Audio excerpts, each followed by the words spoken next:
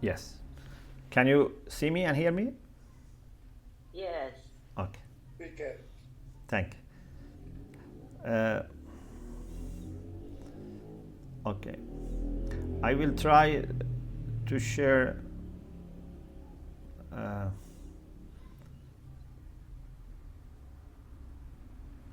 what I'm going to read. Maybe it helps. Okay.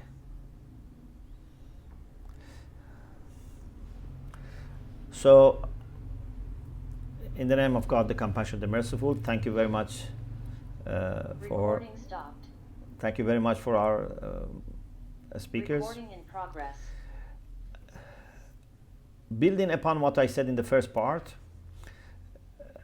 I'm going to a little bit expand. According to the Quran, peace is a very fundamental notion. It's not just a lack of war. It's much more than that. Peace is an ideal for this world and the hereafter. Indeed, one of the names of God is As-Salam, peace. So we have a passage in the Quran that brings different beautiful names of God.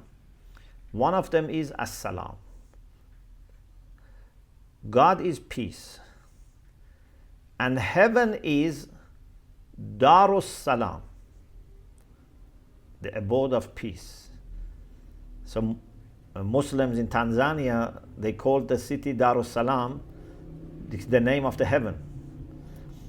Throughout the year, the most blessed night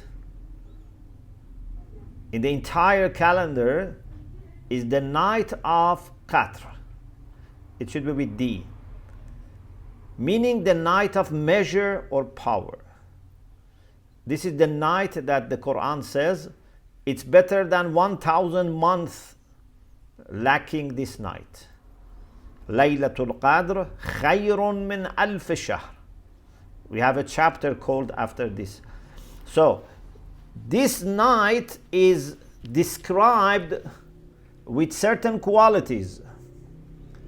One is that it is very blessed night. Inna anzalnahu fi laylatin mubarakah, in chapter Dukhan, the smoke, is a very blessed night.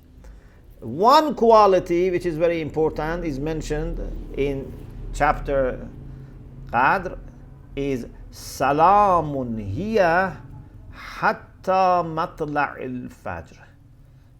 This night is peace up to down. So the best night is night of peace. The best place is heaven, which is the abode of peace. God is himself peace. So what else we need to make us understand that our ideals in life are a matter of peace? We should work for peace. We should strive for peace. In every aspect of our life, we should start with planning for peace, maintaining peace, and deepening and widening peace. It's not by accident that in Muslim way of greetings, similar to what we have in other Abrahamic traditions, we always start our conversation with offering of peace. Even we end our conversations with offering of peace. So we say Salamun Alaikum at the beginning, but also at the end we are supposed to say Salamun Alaikum. In our ritual prayer, we end prayer with offering peace to whoever is present, to the angels, to ourselves, to all righteous servants of God. The Quran says that greetings of peace is the greetings of God. So in another paper, I have listed these verses that God sends greetings of peace in this world and the hereafter. The prophets are on record in the Quran that when they greeted, they offered greetings of peace, salam. The angels when they greet greetings of peace. The inhabitants of heaven, they greet each other with offering peace. And believers should do the same in this world. We are instructed to offer greetings of peace, but God already does it. Angels do it. Inhabitants of heaven do it. So it's all a culture of peace. It's not just one idea among many other ideas, one aim among many other aims. It's very, very central, and other things come after that. God sends salam to John the Baptist. Assalamu alayhi yawma wulida wa yawma yamutu wa yawma yub'athu hayya.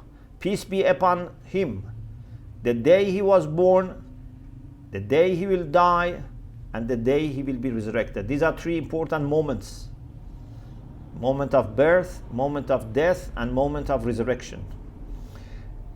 And also the Quran says that Jesus offered this peace to himself, because peace is a prayer.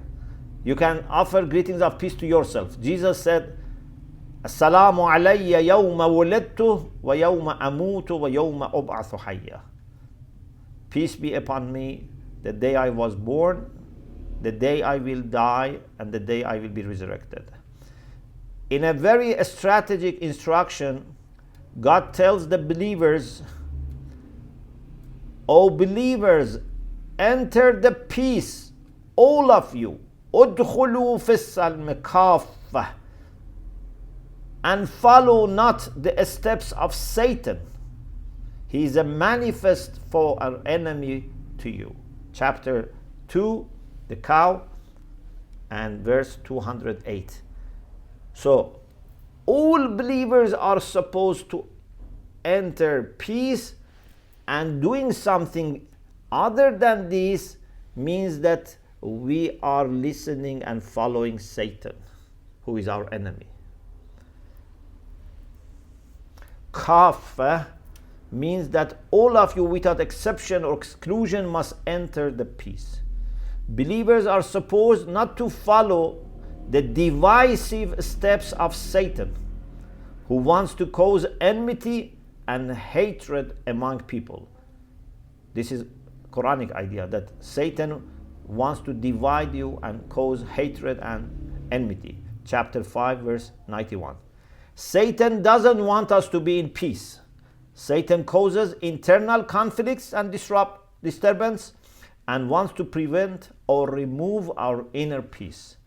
Satan also tries to harm our peaceful relations with our family members, with our neighbors, with our colleagues, with the people that we interact, between nations, between organizations, and between religions and denominations.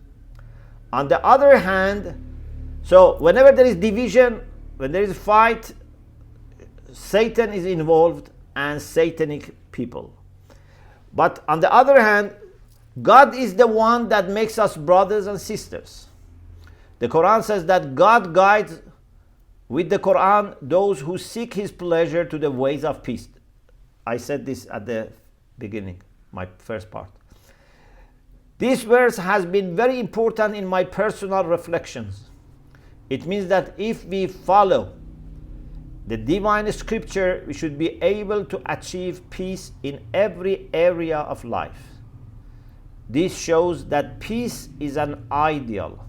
For every aspect of our life in this world and hereafter, we need to find and we need to follow ways of peace, whether it be internal or external, with family members, among husband and wife, between parents and children, between siblings, extended family and friends and neighbors, community members, the larger society, and with other society.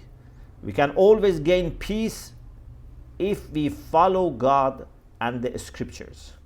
So thanks to God, with our Christian brothers and sisters in different denominations, for more than 2 decades, we have been working for dialogue and for being joint witnesses of peace and fraternity.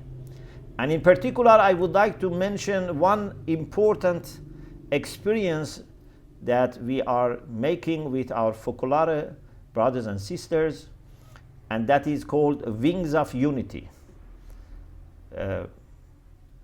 Soon in December, we are going to have, God willing, the 13th round of Wings of Unity in Loppiano, Sofia University.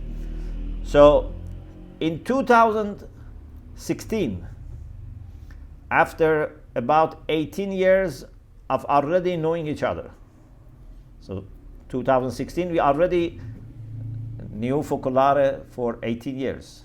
We have been working together, meeting in different places. Normally, every country I go, I try to visit Focolare. And so, in 2016, in April, I was invited to teach to a group of master's students about Islamic understanding of interfaith. And I had 4 sessions, and then before returning to London, I had a meeting with Professor Piero Coda, who was the president of Sofia at that time. He's a very established Catholic theologian, a great friend and partner in our work for unity. So I suggested to Piero that we are both committed to unity. I know you have given your life to live the spirituality and charisma of unity. I am trying. I don't see I have done enough, but I think I am also committed. But I know you are definitely committed. But it seems to me that we are somehow stuck. We are already good brothers and friends. With Focolare, we really feel like one family. But it seems that we are not going further. There is no new horizons coming. So I said, I know that if we really struggle for understanding will of God, He will guide us. But please listen carefully to this sentence. And I hope you agree with me, although this is not commonly said. I said, I cannot as a Muslim say to God that I did everything possible for understanding your will if I only consult Muslims and only read Muslim scriptures and only rely on wisdom that God has given Muslims. And you, I think, also the same. You cannot say to God, you did everything for understanding His will for fraternity and unity if you only discuss with your fellow Christians and only rely on wisdom that God has given to Christian saints or, your scriptures.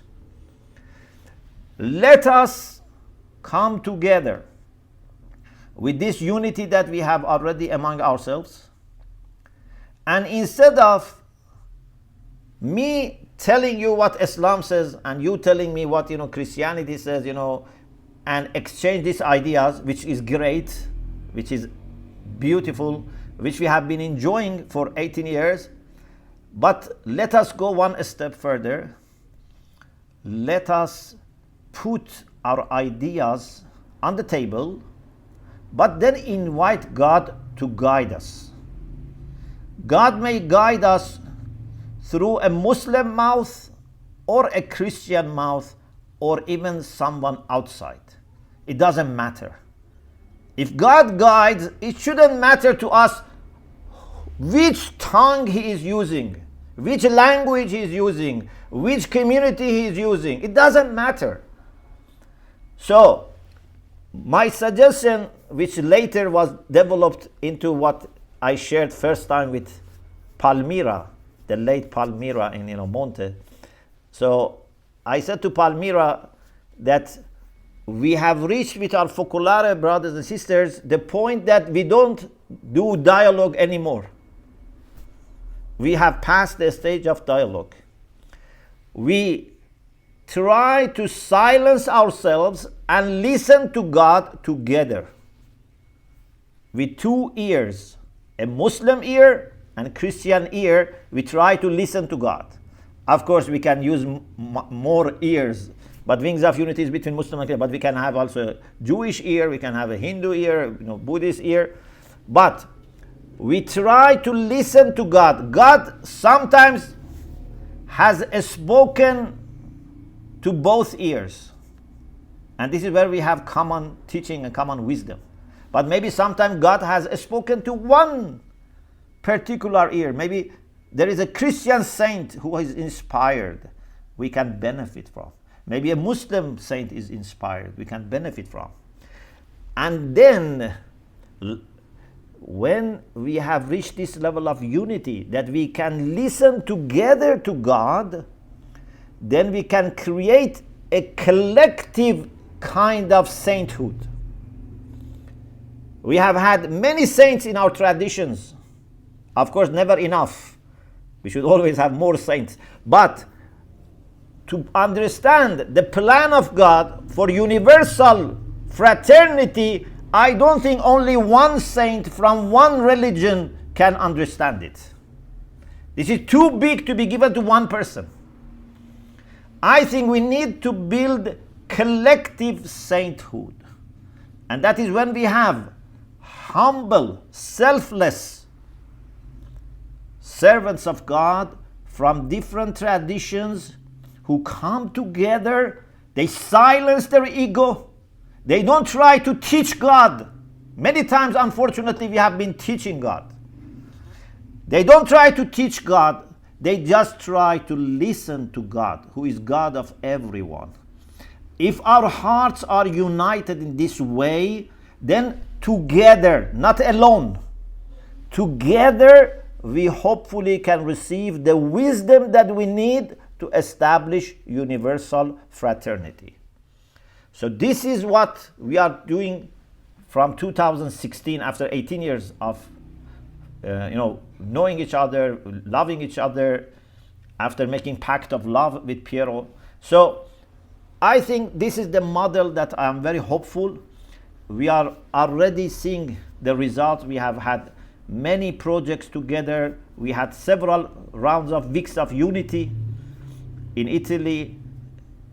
The last time we had it actually in Kenya, in Mariapolis, Piero, where we share these ideas of unity of God and unity in God, but with a united voice, with a joint testimony.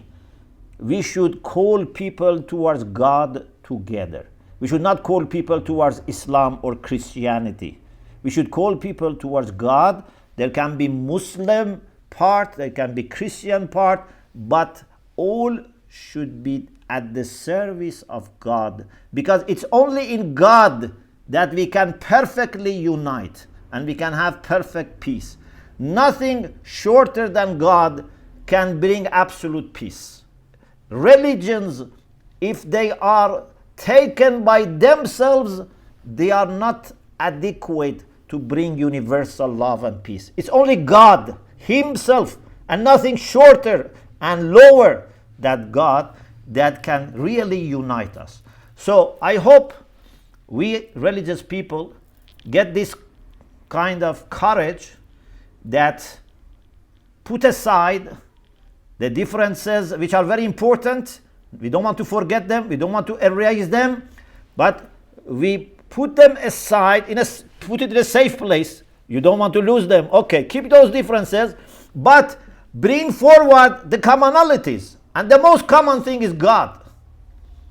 Once, I will finish, very shortly. In Kenya, one of my priest friends, took me to a university. He was doing mass for them.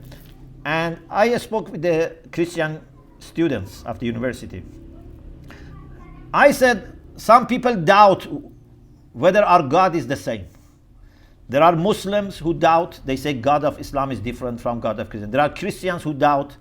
And there are maybe people from outside who doubt.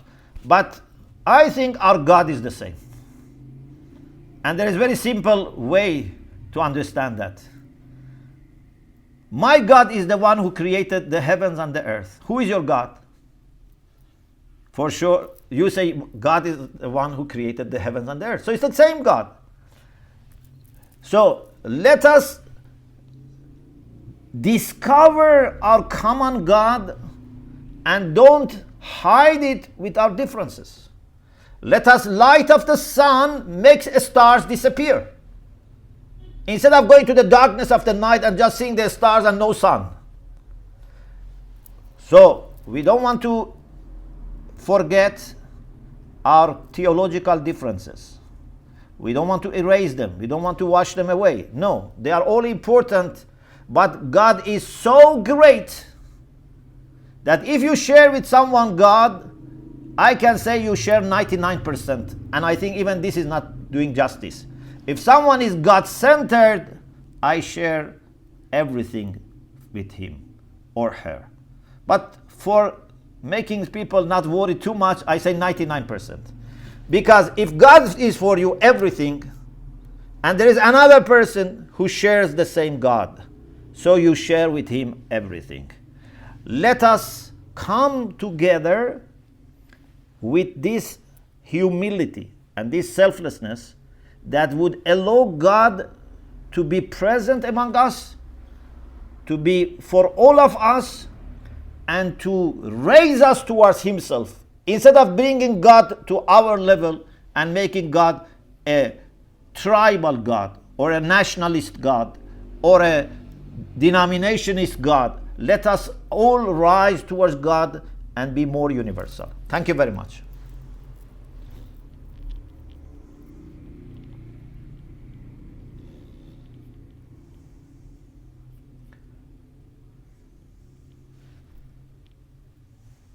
Thank you very much, Dr. Shomali. We thank you deeply and we continue to pray with you, to Thank pray for you also as you are living a special moment, a particular moment with your family. Thank you. Continue to journey together.